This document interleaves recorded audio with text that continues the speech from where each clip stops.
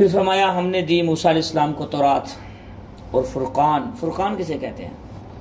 جو حق اور باطل میں فرق کرے، سچ اور غلط میں فرق کرے، اسے فرقان کہتے ہیں، تاکہ تم ہدایت. اللہ نے پھر بھی مہربانی کر دی، وہ بچڑے کی پوجا کر رہے ہیں، پیچھے اللہ نے کتاب پھر بھی دے دی، چلو یار ہدایت میں. دیکھیے یہ مہربانی اللہ شروع سے رہی ہیں. حضرت آدم علیہ السلام سے لے کے کائنات کے آخری انسان تک اللہ کی مہربانیاں، رحمتیں ہر انسان پہ ہر وقت رہیں. وہ خود نہ سمجھے تو اس کی مرضی ہے. پھر فرمایا وَإِذْ قَالَ مُوسَىٰ لِقَوْمِهِ يَا قَوْمِ. اللہ پاک فرما رہے ہیں اے موسیٰ، تیری قوم نے دیکھیں کتنا ظلم کیا اپنے نفسوں پہ، بچڑے کی عبادت کی ہے، اپنے پیدا کرنے والے رب کو بھول گئے ہیں. اِلَىٰ بَارِئِكُمْ، کرو اپنے نفسوں کو قتل. سزا دیکھیں پھر اب ان کی کیسی ہوئی. سزا یہ ہوئی ان کی، ہر قبیلے کے سردار کو کہا گیا کہ بھئی جس نے بچڑے کی پوجا کی ہے، اگر اس نے بخشش کروانی ہے تو اس کو خود اپنے کو قتل کرے. یعنی وہ سردار اپنے قبیلے کے ان لوگوں کو قتل کرے جنہوں نے بچڑے کی پوجا کی ہے رب کو چھوڑ کے، یا وہ بہن بھائی، دوسرا قول کہ وہ بہن بھائی یا رشتہ دار، وہ باپ یا بیٹا اس کو قتل کرے گھر میں سے، خاندان میں سے، قبیلے میں سے جس نے بچڑے کی پوجا کی ہے. تو سب نے قتل کیا. 70,000 یہودی قتل کیے گئے تھے اس وقت جب یہ آیت نازل. تورات میں اس کا ذکر تفصیل سے موجود، باب خروج صفحہ 32 پہ اس پہ پوری تفصیلات موجود ہیں تورات میں، بائبل میں تو اس میں اس کی ساری تفصیلات موجود. 70,000 یہودی قتل کیے گئے تھے اس وقت. دنیا میں تو قتل ہو گئے، لیکن آخرت میں سے لکھا ہے اللہ نے ان کی بنا دی، سزا ان کو دنیا میں مل گئی. تو یہ دیکھیں شرک کی سزا اللہ پاک قتل کر رہے ہیں. اب حساب لگا لیں کتنا بڑا گناہ ہے شرک. اب آج کے مسلمان ہر گلی محلے میں نہیں خدا بنا کے بیٹھے ہوئے.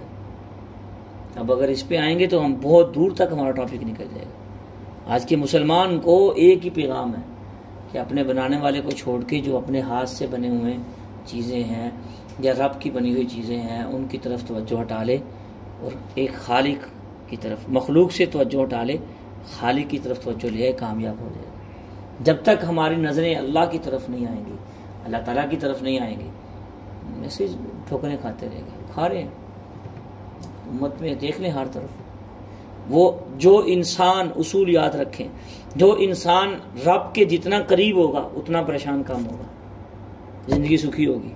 جو انسان جتنا رب سے دور ہوگا اتنا اندھیروں میں چلا جائے گا. جتنا اللہ سے دور ہوتے جاؤ گے زندگی خراب ہوتی جائے گی، دنیا بھی خراب، آخرت بھی خراب. اور جتنا اللہ تعالیٰ کے قریب ہوتے جائیں گے اتنے اللہ کے قریب، دنیا بھی ٹھیک، آخرت بھی ٹھیک. تو بھائیو اس کے بغیر گزارا نہیں ہے. رب کے بغیر، رب کے رسول کے بغیر، شریعت کے بغیر، دین کے بغیر، علماء کے بغیر، مفسرین کے بغیر، محدثین کے بغیر گزارا نہیں ہے. جتنے اللہ تعالیٰ کے قریب ہوں گے اتنے اللہ کی رحمتیں نازل ہوں گی، زندگی سکھی ہو جائے گی. تم سی مرضی ٹیکنالوجی میں چلے جائیں، جتنے اللہ سے دور ہو ہی جائیں گے اتنا، چاہے آپ کے پاس اسباب سارے ہیں، وسائل سارے ہیں، پیسوں سے آپ لوگ دوائیاں تو خرید سکتے ہیں، بیڈ تو خرید سکتے ہیں، نیند بھی خرید سکتے ہیں، کوئی نہیں خرید سکتے. دل کا سکون خرید سکتے ہیں. کوئی دنیا کی ایسی قیمت ہے، ایسی کوئی میڈیسن ہے، سونے کی دوائی تو خرید لیں گے لیکن جاگ آئے گی پھر دل کی گھبراہٹ تو نہیں سی کر سکتے. تو دنیا کی ایسی دوائی یا ایسی جدید ٹیکنالوجی ہے کہ بندہ دل کا سکون سیکھ لے خرید سکتے، نہیں خرید سکتے، ہے ہی نہیں ہے. دل کا سکون قرآن کہتا ہے الا بذکر اللہ تطمئن القلوب، دلوں کا اطمینان، دلوں کی ٹھنڈک، دلوں کا سکون، قلب کا سکون صرف اللہ کے ذکر میں ہے. کسی راستے میں نہیں، کسی ٹیکنالوجی میں نہیں ہے، کسی چیز میں نہیں ہے. کائنات کی ہر چیز بیکار ہے اس وقت تک جب تک رب کی مرضی اور منشا کے مطابق نہ آ جائے. تو اس لیے بھائیو دوستو، اگر دلوں کا اطمینان خریدنا ہے، ٹھنڈی نیند سونی ہے، اچھی اور میٹھی نیند سونا ہے، تو اے سی سے اچھی نیند نہیں آتی، یاد رکھنا. بہت سی اچھی لگا کے نیند نہیں آتی. دوسروں کی نیندیں حرام جو کرتے ہیں نا ان کو کبھی نیند نہیں آئی. دوسروں کو اچھی نیند سلائیں تو آپ کو نیند بھی اچھی آئے گی. یہ تو میں نے 100 باتوں کی ایک بات کر دی ہے. بات سمجھ آئی کہ نہیں؟ انسان کو چاہیے کسی کو دھوکہ نہ دے، کسی کو لارے نہ لگائے، کسی سے بڑے بڑے وعدے نہ کرے، کسی سے غلط فہمیاں پیدا نہ کرے، کسی سے فراڈ نہ کرے.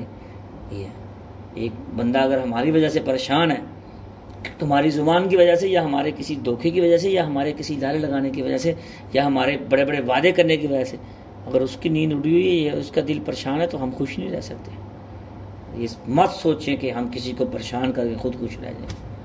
یہ بات یاد رکھیں. یہ اصول اور قانون خداوندی ہے کہ اگر خوش رہنا ہے تو دوسروں کو بھی خوش رکھیں. یہ نہیں ہے ہاں جو غلط کر رہا ہے اس کو خوش رکھنے کی ضرورت نہیں, وہ خود ہی پریشان ہو جائے گا.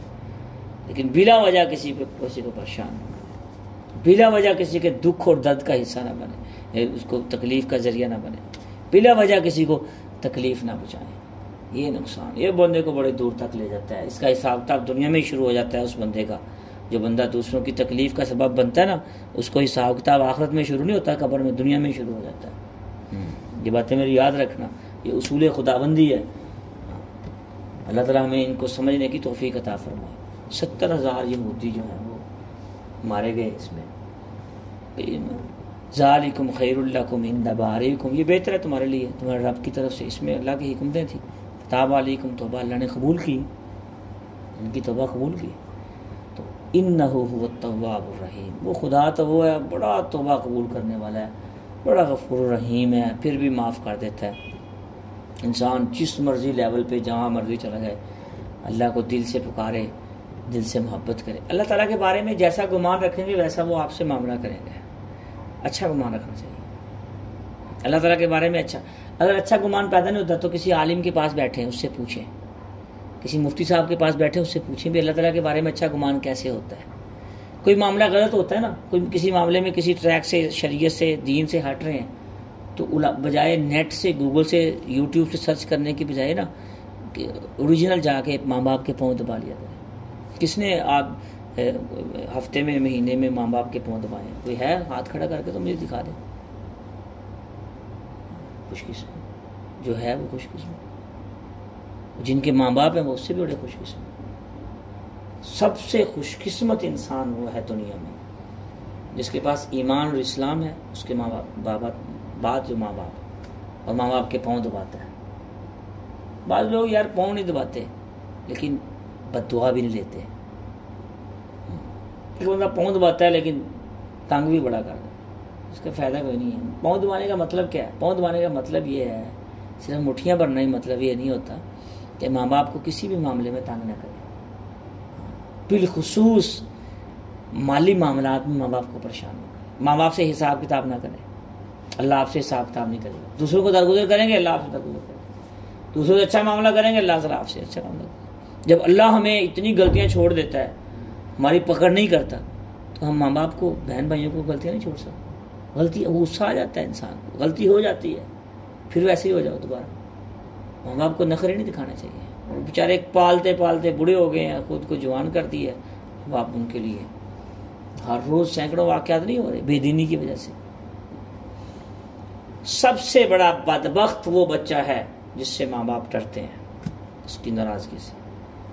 وہ بدبخت ہے. جتنا مرضی پڑھا لکھا ہے, جتنا مرضی دیندار ہے, جتنا مرضی سمجھدار ہے, جتنا مرضی بزنس مین ہے, جتنا مرضی جو مرضی ہے, سب سے بڑا بد نصیب اور بدبخت وہ اولاد ہے جس سے ماں باپ ڈر کے بات کریں کہ ساڑے نہ ساڑا پتر ناراض ہی نہ ہو جائے, وہ ساڑے نہ ساڑا پتر ساڑے گالی نہ پہ جائے, یہ مصیبت ہے, اس کو چھیڑنا ہی عذاب ہے.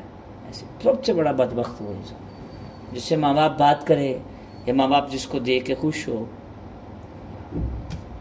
اللہ ہمیں ایسا بنا دے. وہ بڑا انہ التواب الرحیم, بڑی توبہ قبول کرنے والا اور رحم کرنے والا ہے. وہ رب ہے نا ہمارا, وہ ہر حال میں ہمیں قبول کر لیتا ہے. ہم تو کسی سے کوئی غلطی ہو جائے ہم اسے قبول کریں گے؟ کبھی نہیں قبول. وہ ہم سر سے پاؤں تک غلطیوں میں بھرے ہوئے ہیں, غلطیوں سے, وہ ہمیں پھر بھی قبول کر لے. چلو میرا بندہ دے. قبول کرتا ہے کہ نہیں ہمیں ہر حال میں؟ اس کی زمین بھی قبول کرتی ہے, اس کا آسمان بھی قبول کرتا ہے, اس کی ہر چیز ہمارے لیے پھر بھی چلتی رہتی ہے. اسے رب کہتے ہیں. انسان کی روح اور رگ میں, ہر رگ میں, ہر قطرے میں اللہ کی ذات ہو اور یاد ہونی چاہیے. اللہ تعالیٰ ہمیں اپنی محبت نصیب فرمائے اور اپنے نبی پاک صلی اللہ علیہ وسلم کی محبت نصیب فرمائے, اور شریعت اور قرآن کو اور اللہ تعالیٰ پہ ایمان رکھنے کی, لانے کی, اسی پہ موت بھی نصیب فرمائے, اور اپنی رحمت سے دنیا آخرت کی تمام بلائیاں نصیب فرمائے. عافیت والی, عزت والی, صحت والی, تندرستی والی زندگی نصیب فرمائے.